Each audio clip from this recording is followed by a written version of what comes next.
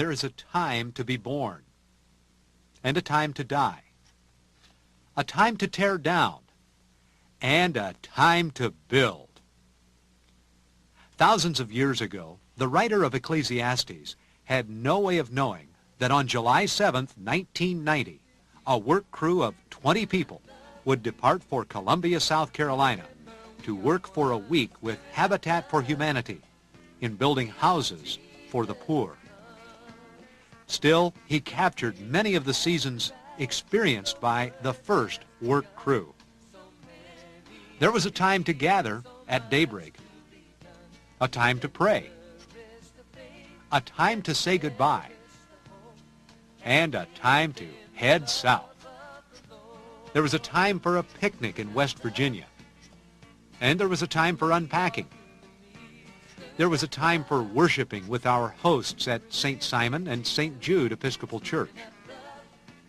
There was a season for cooking, a season for eating, for swimming at Lake Murray, for playing games, for devotions and singing and sharing. And there was a time for planning with Pastor James Nichols, director of the Central South Carolina Habitat for Humanity chapter, and for visiting Jim and Mary's home.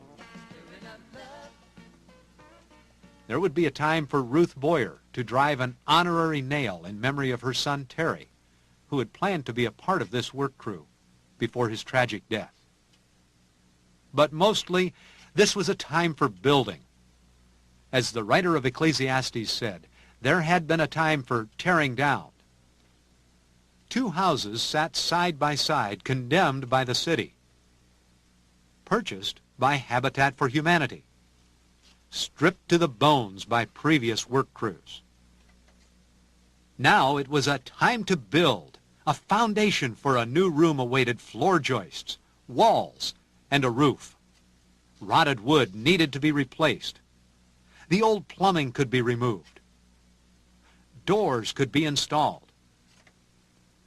And at a third newly constructed home, there was drywall to be hung, and seams to be taped, and sanded. There was the drainage ditch to be dug in the hard red clay impregnated with the remains of a previous home built on the same spot. The First Lutheran Church work crew was eager to begin. They had caught a vision of their Lord and his life of service.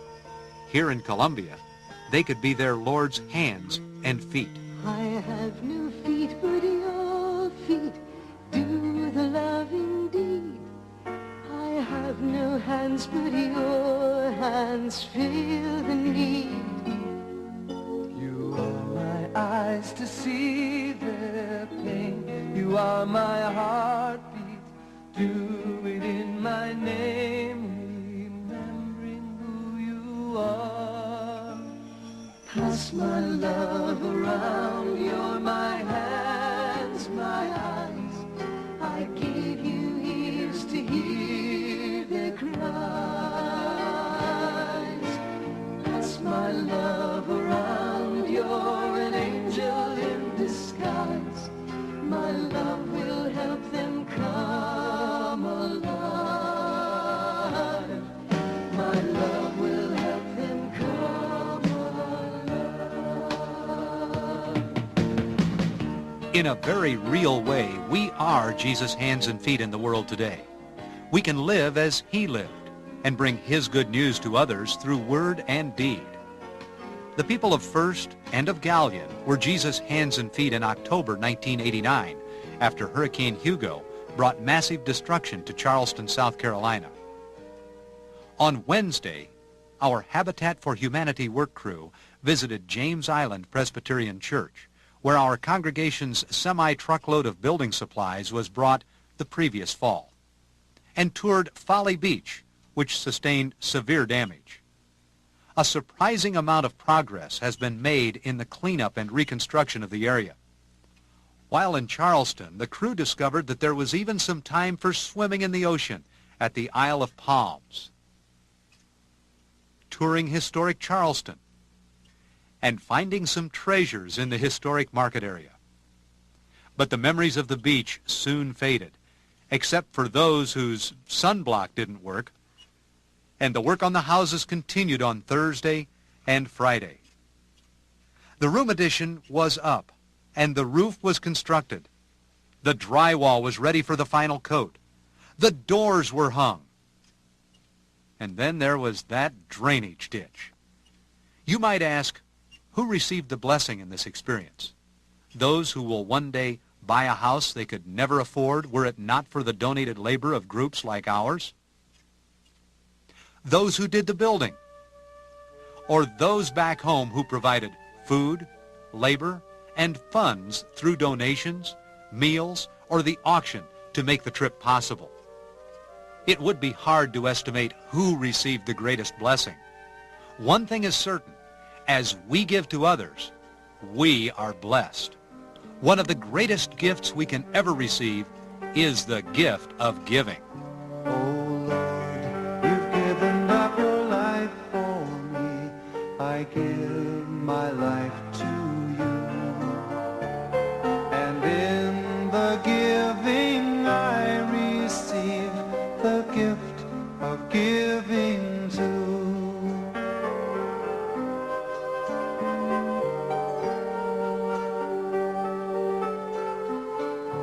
Oh Lord, you've given me the will to live. I give my will to you. And in the giving I receive the gift of living too. And so we've told the story of our 1990 trip to South Carolina. Though our trip is history, the effects of what was accomplished will go on for many years in the lives of people in South Carolina and in our own lives. Our hearts are filled with gratitude for the many people who made this trip possible. With God's help, we've stirred up a little love. And with God's blessings, that's what we will continue to do. Stirring up love till Jesus comes. Our hope is alive, our faith is restored. We trust in the promise and live by the word.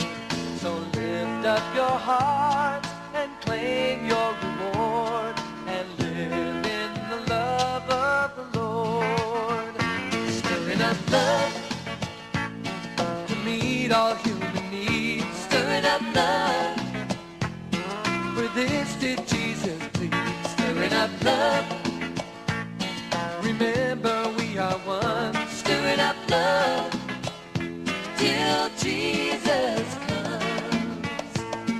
We love through the work, we love through the gift. We love to create and we love to uplift. We love to be close as we ponder the word and live in the love of the Lord. Stirring up love to meet all human needs. Stirring up love, for this did Jesus plead. Stirring up love, remember we are one. Stirring up love till Jesus comes. The day has arrived, the work has begun.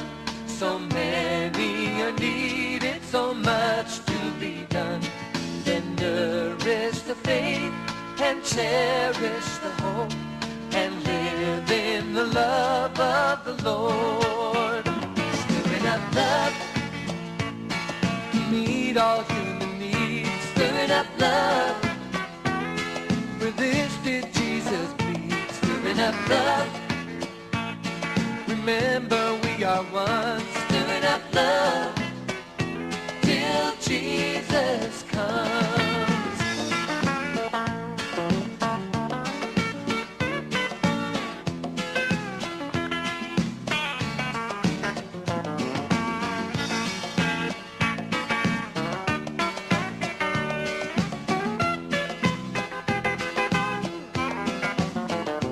Stirring up love, stirring up love.